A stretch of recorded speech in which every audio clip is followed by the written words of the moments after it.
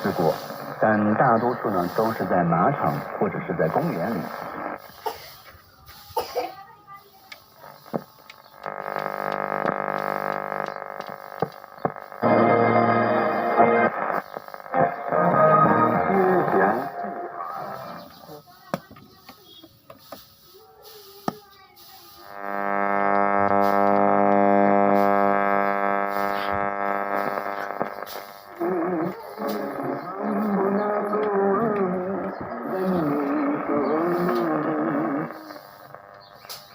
তারা দক্ষিণ চব্বিশ পরগনার বারুইপুর বিজেপি পার্টি অফিসে আক্রান্ত কর্মী সমর্থকদের থাকার জন্য শিবির খোলা হয়েছে। দলের সাংগঠনিক জেলার পক্ষ থেকে আহতদের চিকিৎসার ব্যবস্থা করা হচ্ছে।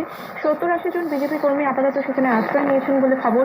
উত্তর চব্বিশ পরগনার মিনাখা বিধানসভা কেন্দ্রের অধীন হারোয়ার চৌধুরী চক এলাকায় বিজেপিকে ভোট দিয়েছে এই সন্দেহে তৃণমূল কংগ্রেসেরই দুটি গোষ্ঠীর মধ্যে গতরাতে সংঘর্ষ বাধে। ঘরবাড়ি ভাঙচুর এবং লুটপাট চালানো হয় বলে অভিযোগ। আতঙ্কে ঘরছাড়া বহু কর্মী সমর্থক। বাঁকুড়ার বিষ্ণুপুর কেন্দ্রে তৃতীয়বারের জন্য নির্বাচিত হয়েছেন বিজেপির সৌমিত্র খা। ফল ঘোষণার পরই কতুলপুরের কোয়ালপাড়ায় এক বিজেপি কর্মীর বাড়ির সামনে তৃণমূল কংগ্রেস কর্মীরা বাজি ফাটাতে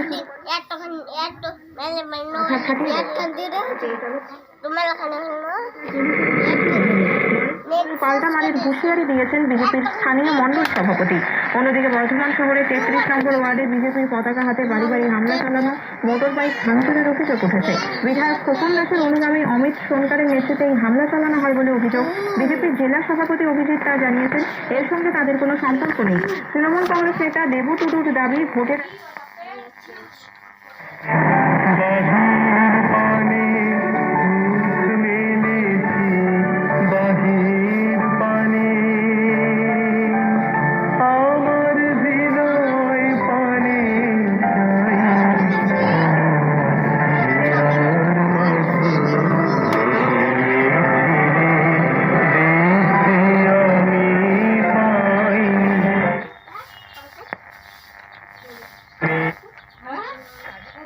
আজ মধ্যরাত থেকে রবিবার পর্যন্ত ওই 5টি প্ল্যাটফর্মে ট্রেন চলাচল নিয়ন্ত্রণ করা হবে।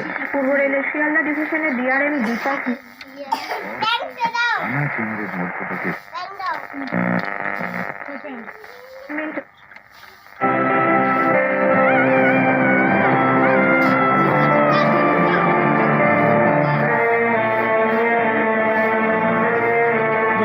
ভিডিও করছি তো উঠে নিচে